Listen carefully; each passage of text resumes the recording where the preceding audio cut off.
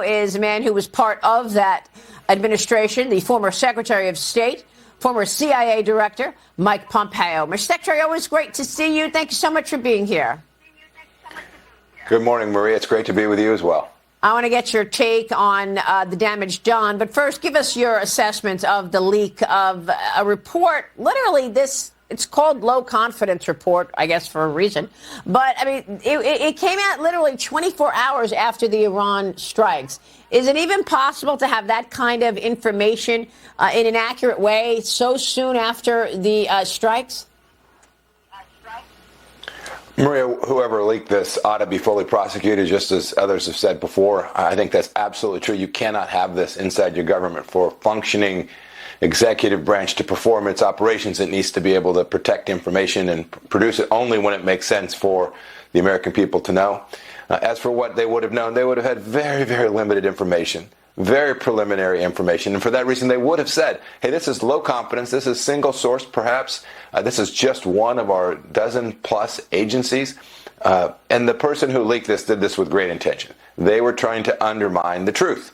The truth is that the Iranian program and, frankly, Iran's power in the region has been greatly undermined over the past weeks. And this was someone who wanted to undo what President Trump had achieved by sending out a counter-narrative at a very critical time.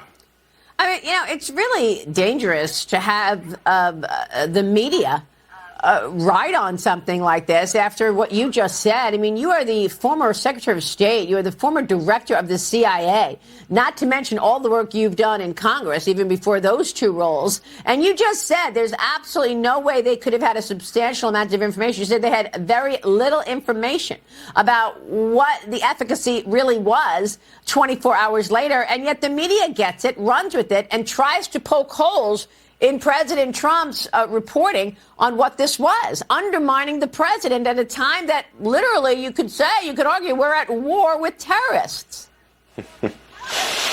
Oh, goodness. Maria, you captured that perfectly. I was traveling when this report was leaked, so I was stuck watching CNN and BBC, CNN International and BBC.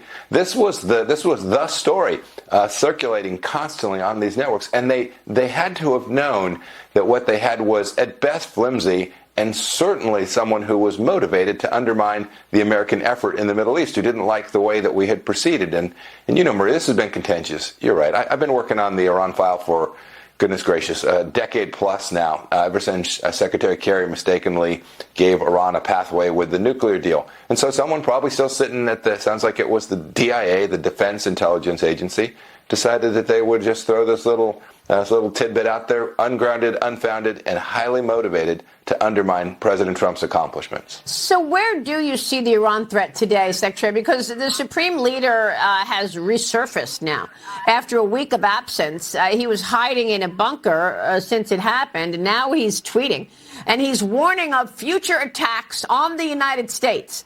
Ali Khamenei says his country had delivered a slap in the face to America by striking a U.S. airbase in Qatar. Meanwhile, ICE has arrested 11 Iranian nationals since Sunday, all of whom were in America illegally. They include suspected terrorists, even a former member of the Iranian forces.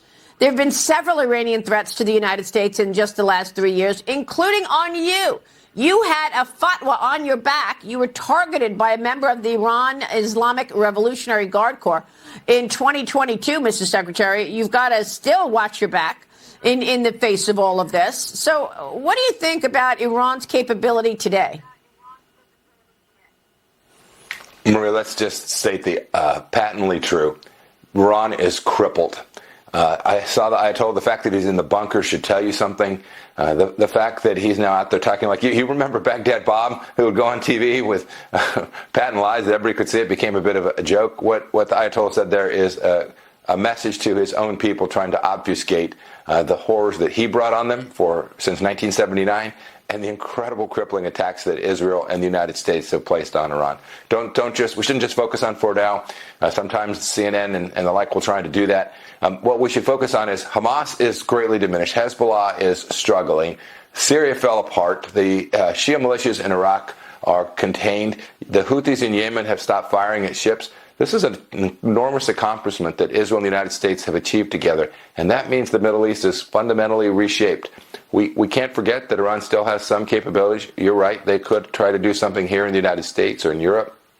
Those are important things, and we have to do the hard work. But if you're thinking about Iran's place in the geostrategic orbit, it is fundamentally different today than it was just several weeks ago, and President Trump should get great credit for achieving that.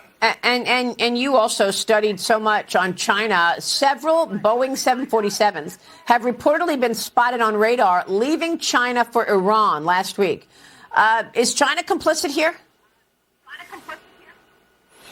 Well, remember, Maria, they have promised their fealty, friendship, love, partnership, call it what you will, between China and Iran. One should ask the Ayatollah or the now deceased leaders of the Iranian military if that was much use to them. It turned out China was a no-show at the time that mattered most.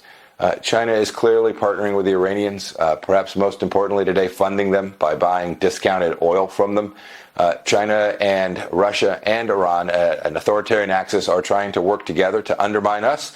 We've seen this. I think we are doing a fantastic job at putting them back in place. This will be difficult work. The Chinese Communist Party is quite capable, but they too have to say that they picked the loser in this campaign. The Israelis showed that the Iranian military is feckless, and President Trump showed that when America rises, when America leads, just as President Reagan did, that we can fundamentally make sure that the American people are safer as they are today. Yeah. Secretary, before you go, you did so much work on the Abraham Accords. I saw a report last week. Somebody said to me, I think Syria will join the Abraham Accords. Do you think that's possible? Maria, I'm always an optimist. I think it's possible. I think there's a bit of work to do before that really is material. I think Syria has rebuilding to do.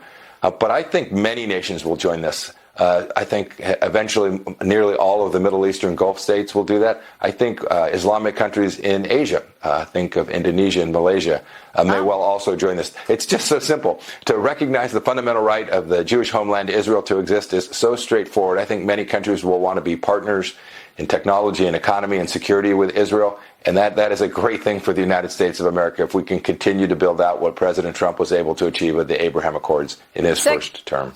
Secretary, it's great to see you. Thank you so much. Maria, wonderful to be with you. Have a great day.